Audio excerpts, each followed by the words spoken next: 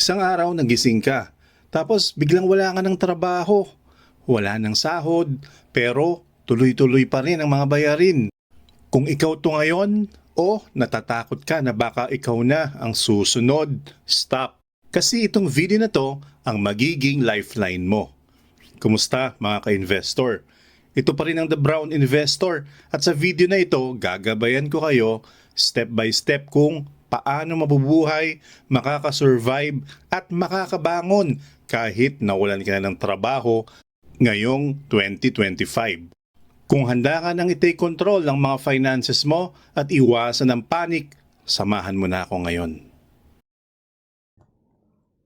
Ang mga impormasyon na ibinabahagi sa video na ito ay para lamang sa edukasyon at dagdag kaalaman. Hindi ito itinuturing na personal na financial advice.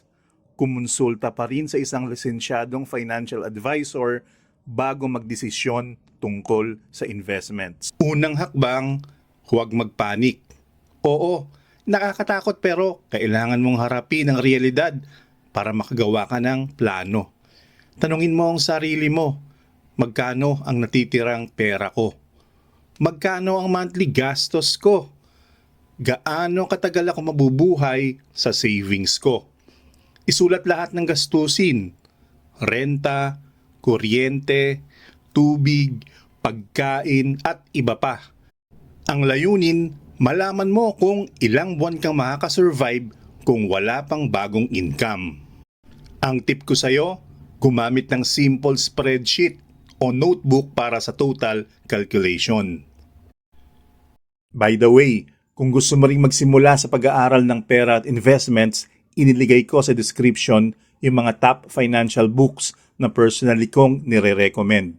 Affiliate links yan. Ibig sabihin, kapag bumili ka gamit yung link, may maliit akong komisyon pero walang dagdag na bayad sa'yo.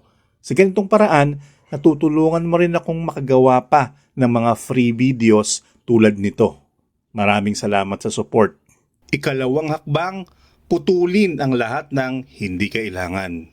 Una, wants. Kape sa labas, food delivery, subscription sa Netflix, Spotify o Disney+. Pangalawa, luho. Unnecessary upgrades, gadgets o travel plans. Sa puntong ito, survival mode ang priority. Lahat ng gastusin na hindi nakakatulong sa pag-survive mo ngayon, dapat i-cut. Hindi madali, pero kailangan mong maging disiplinado para hindi maubos ang ipon mo. Step 3, claim what's legally yours. Check kung may back pay ka, may last pay, 13-month pay, at unused leave conversion. Kung government employee o private sector, tingnan din ang mga benefits mo sa SSS, GSIS o Pag-ibig. Protect your emergency fund. Kung may natirang ipon, huwag galawin sa wants. Gamitin lang sa essentials, pagkain, kuryente, tubig at renta. Tandaan, emergency fund ang unang lifeline mo para hindi ma-stress financially. Step 4, temporary income strategies. Habang naghahanap ng trabaho o kailangan mo ng cash flow, ito ang mga options. Number 1, freelancing. Writing, editing, graphic design, virtual assistance.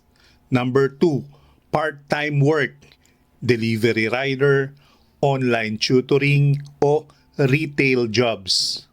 Pangatlo, monetize skills, baking, repair services, o online selling. Number 4, buy and sell, second-hand gadgets, clothes, o collectibles. Number 5, side gigs, mabilis ang income pero legal at safe. Ang goal mo dito, kahit maliit, may papasok na pera para masustain ang basic needs mo. Step 5, huwag lang umasa sa temporary income. Ito na rin ang chance mo para i-upgrade ang skills mo. free online platforms, YouTube, Coursera, TESDA online courses. Skills na in demand ngayong 2026. Digital marketing, tech support, BPO, virtual assistant, basic coding o IT support. I-update ang resume at LinkedIn habang nag-aaral para sa mas magandang opportunities.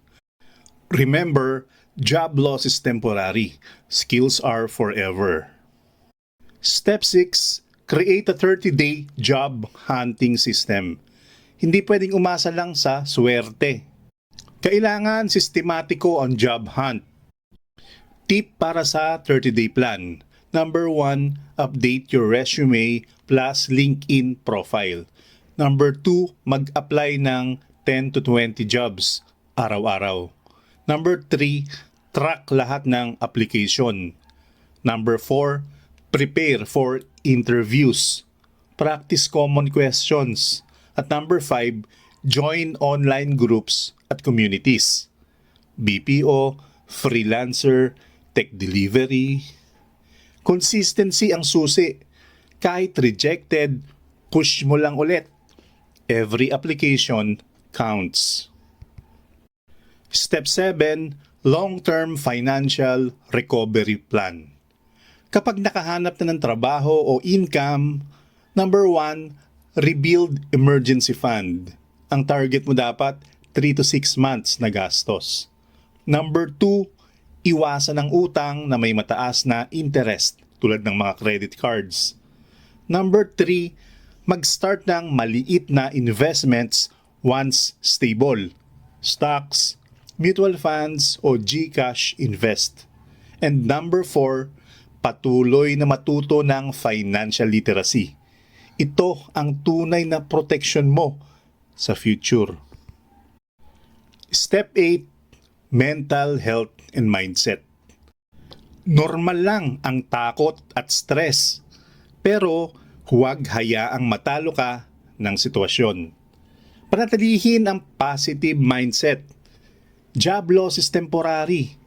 Skills, discipline, at smart financial planning are forever. Kahit mahirap ngayon, may chance kang bumangon at mas maging handa sa susunod. Kaya mga kaibigan, ito ang step-by-step money plan para sa mga nawalan ng trabaho ngayong 2025.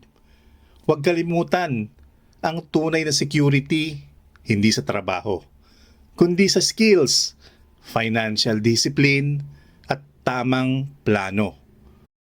Kung may natutunan kayo sa video na to, i-like, i-share, at mag-subscribe na para sa iba pang tips sa financial survival. Salamat sa panonood at hanggang sa muli. Stay safe, stay smart, at laging handa.